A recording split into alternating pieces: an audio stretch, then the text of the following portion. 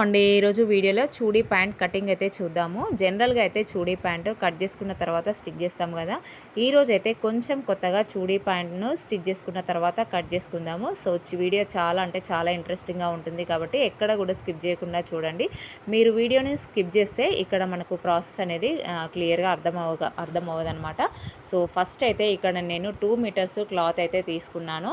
ఇది పెద్ద పన్న క్లాత్ అనమాట. సో మీరు ఒకవేళ నార్మల్ చిన్న పన్న క్లాత్ తీసుకుంటే 2.5 మీటర్స్ తీసుకున్నారనుకోండి, మనకు ప్యాంట్ అనేది మంచి లెంత్ తోటి మంచి కుచ్చులు వస్తాయన్నమాట.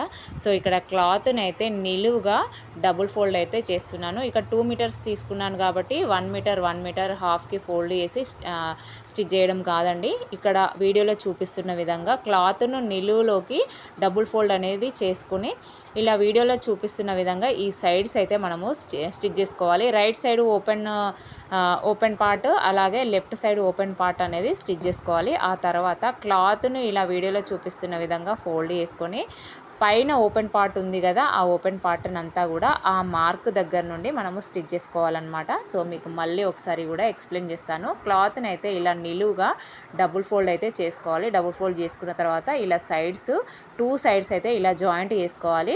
జాయింట్ చేసుకున్న తర్వాత వీడియోలో చూపిస్తున్న విధంగా ఇలా క్లాత్ను ఫోల్డ్ చేసుకొని ఆ పాయింట్ దగ్గర నుండి పైన ఓపెన్ పార్ట్ ఉంది కదా, ఆ ఓపెన్ పార్ట్ని అంతా కూడా ఆ పాయింట్ దగ్గర నుండి మనము స్టిచ్ చేసుకోవాలన్నమాట. మీకు ఫస్ట్ అయితే మనం ఇప్పుడు సైడ్స్ అయితే జాయింట్ చేద్దాము.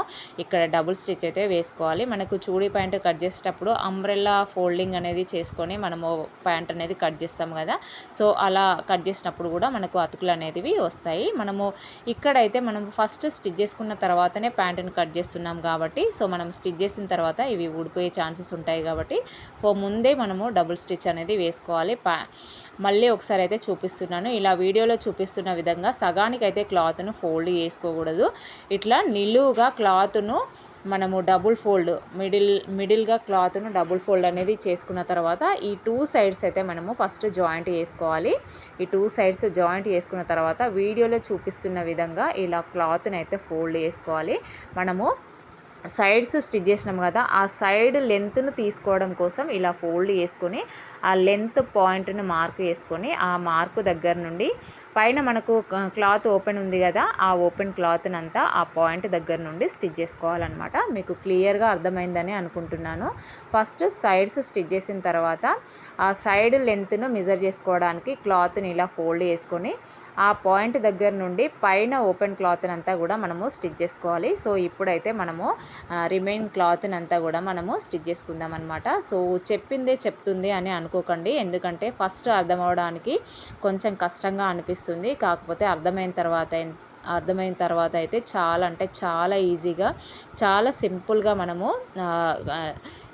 స్టిచ్ చేసి కట్ చేసుకోవచ్చు అనమాట. ఇలా సైడ్స్ అయితే మనము స్టిచ్ చేసుకున్నాం కదా, ఆ క్లాత్ని ఇలా ఫోల్డ్ చేసుకొని ఈ పాయింట్ని మనం మార్క్ చేసుకొని ఆ పాయింట్ దగ్గర నుండి పైన ఉన్న ఓపెన్ క్లాత్ని అంతా కూడా మనము స్టిచ్ చేసుకోవాలి. సో ఈ టైప్ ఆఫ్ ప్యాంటు ఏ సైజు వారికైనా కూడా చాలా అంటే చాలా ఫ్రీగా ఉంటుంది. కింద కూడా మనకు లెగ్స్ దగ్గర కుచ్చులు అనేవి బాగా వచ్చి చాలా నీట్గా కనిపిస్తుంది. మనకు నార్మల్ చూడీ ప్యాంట్ కంటే ఈ టైప్ ఆఫ్ చూడీ ప్యాంటు లుక్ అనేది చాలా బాగుంటుంది. అలాగే పెద్ద సైజు వాళ్ళకి మనకు నార్మల్ చూడీ ప్యాంటు పైన ఫ్రీగా ఉండదన్నమాట. సో బట్ ఈ టైప్లో మనము కట్ చేసి స్టిచ్ చేసినాం అనుకోండి, సో చాలా అంటే చాలా ఫ్రీగా ఉంటుంది. అలాగే ఎందుకు అనంటే ఇక్కడ మనం క్లాత్ను కంప్లీట్గా క్లోజ్ చేసిన తర్వాత క్రాస్ కటింగ్లో చేస్తున్నాం కాబట్టి క్లాత్ అనేది స్ట్రెచ్ అవుతుంది అనమాట. అందుకని చెప్పేసి మనకు ప్యాంట్ అనేది ఏ సైజు వారికైనా కూడా చాలా ఫ్రీగా ఉంటుంది. సో ఇప్పుడైతే మనము రిమైనింగ్ ఓపెన్ పార్ట్ని అంతా కూడా స్టిచ్ చేసుకుంటున్నాము. సో దీనికి కూడా నేను డబుల్ స్టిచ్ అయితే వేస్తున్నాను. సో ఈ డబుల్ స్టిచ్ అనేది వేసిన తర్వాత మనం క్లాత్ని అయితే నీట్గా మనము ఎక్కడ కూడా ముడతలు లేకుండా అయితే మనము ప్రాపర్గా సెట్ చేసుకున్న తర్వాత మెజర్మెంట్స్ తీసుకొని మనం కట్ చేసుకోవడమే అనమాట. సో ఇక్కడ మీకు లెఫ్ట్ సైడ్లో పైన ఒక ట్రయాంగిల్ లాగా అయితే కనిపిస్తుంది. అలాగే మీకు రైట్ సైడ్లో కూడా కింది సైడ్లో ఒక ట్రయాంగిల్ షేప్ లాగా మనకి వస్తుందన్నమాట. సో ఫస్ట్ అయితే ఇలా క్లాత్ అంతా కూడా ముడతలు లేకుండా సెట్ చేసుకున్న తర్వాత మనం మెజర్మెంట్స్ తీసుకొని మీకు రైట్ సైడ్లో పైన పార్ట్ ఉండేలాగా ఒక లెగ్గు, అలాగే మీకు లెఫ్ట్ సైడ్ పైన పార్ట్ ఉండేలాగా ఒక లెగ్ అలా కట్ చేసుకోవాలన్నమాట. అంతేగాని మనకు ఒకే సైడ్లో 2 లెగ్స్ కట్ చేసుకోవడం అయితే పాసిబుల్ అయితే కాదు. అలా కట్ చేసుకోవడం వల్ల ప్యాంట్ అనేది కరెక్ట్గా ఫిట్ అవ్వదు. అలాగే మనకి క్లాత్ కూడా సరిపోదన్నమాట. సో వీడియోలో ఇలా చూపించిన విధంగా ఇక్కడ నేను నడుం పట్టీ దగ్గర ఫోల్డ్ చేశాను. ఎందుకంటే మనం నడుం పట్టీ అనేది యాడ్ చేస్తాము కాబట్టి దాన్ని తీసేసి రిమైనింగ్ దగ్గర నుండి నేను మెజర్మెంట్స్ అయితే తీస్తున్నా అనమాట. ఇలా ప్యాంట్ని అంతా కూడా నీట్గా ముడతలు లేకుండా సెట్ చేసుకున్న తర్వాత దీనికన్నా ఒక 2 ఇంచెస్ అయితే నేను ఎక్స్ట్రా అయితే మార్క్ చేస్తున్నాను. ఎందుకంటే ఈ ప్యాంట్ కొంచెం టైట్గా ఉంటుంది, అందుకని చెప్పేసి ఒక 2 ఇంచెస్ అయితే ఎక్స్ట్రా పెట్టుకున్నా అనమాట.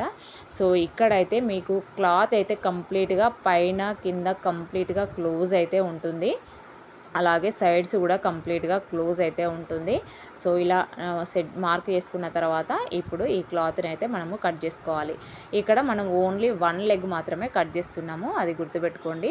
సో నెక్స్ట్ ఇంకొక లెగ్ను మనము మీకు లెఫ్ట్ సైడ్లో పైన పార్ట్ వేసాము కదా, ఇప్పుడు ఇది కట్ చేసుకున్న తర్వాత మీకు రైట్ సైడ్లో ఈ పైన పార్ట్ ఉండేలాగా ఈ క్లాత్ని అనేది సెట్ చేసుకొని మనం ఇంకొక లెగ్ అయితే కట్ చేసుకోవాలన్నమాట. సో ఇప్పుడు దీన్ని అయితే ఈ క్లాత్ను మళ్ళీ ముడతలు లేకుండా ప్రాపర్గా సెట్ చేసుకున్న తర్వాత మనం కట్ చేసుకున్న పీస్ను దీనిపైన వేసి ఇంకొక లెగ్ అయితే కట్ చేసుకోవాలన్నమాట. సో ఇప్పుడైతే ఇది కటింగ్ అయితే అయిపోయింది. మీకు నెక్స్ట్ వీడియోలో స్టిచ్చింగ్ కూడా పెడతాను. స్టిచ్చింగ్ చేసినప్పుడు మీకు ఇది ఎంత నీట్గా వస్తుందో మీకే అర్థమవుతుంది. నార్మల్గా కుట్టే ప్యాంట్ కన్నా ఇది ఎలా ఉంటుందో అనేది మీకు తెలుస్తుందనమాట. ఇలా పైన కింద కంప్లీట్గా క్లోజ్గా ఉంటాయి కాబట్టి సో వీటిని అయితే ఫస్ట్ కట్ చేస్తున్నాను. ఇప్పుడు నెక్స్ట్ అయితే మనం నడుం పట్టి కట్ చేసుకుందాము. సో నడుం పట్టి మెజర్మెంట్స్ అయితే తీసుకొని దానికి తగ్గట్టుగా 1 ఇంచు ఎక్కువ ఎక్స్ట్రాగా ఉండేలాగా చూసుకొని ఒక 2 ఇంచెస్ వెడల్పుతో నడుం పట్టిని అయితే కట్ చేస్తున్నాను. సో అలాగే మనము మన హిప్ పార్ట్ దగ్గర ఫ్రీగా ఉండడం కోసము ఒక 5 ఇంచెస్ లెంత్తోనైతే నేను ఒక ట్రయాంగిల్ షేప్లో అయితే కట్ చేస్తున్నాను. ఇది ఎక్కడ జాయింట్ చేస్తాం అనేది మనకు స్టిచ్చింగ్ వీడియోలో అయితే మనకు క్లియర్గా అయితే మీకు అర్థమయ్యేలాగా అయితే చూపిస్తాను. మనకు స్టిచ్ చేసేటప్పుడు క్లియర్గా అయితే అర్థమవుతుంది. సో కటింగ్ అయితే మీకు క్లియర్గా ఎక్స్ప్లెయిన్ చేశానని అనుకుంటున్నాను. ఇంకేమన్నా డౌట్ ఉంటే కమెంట్ సెక్షన్లో కమెంట్ అయితే చేయండి. వీడియో నచ్చిందని అనుకుంటున్నాను. నెక్స్ట్ స్టిచ్చింగ్ వీడియోతో మళ్ళీ మీ ముందుకైతే వస్తాను. Thank you.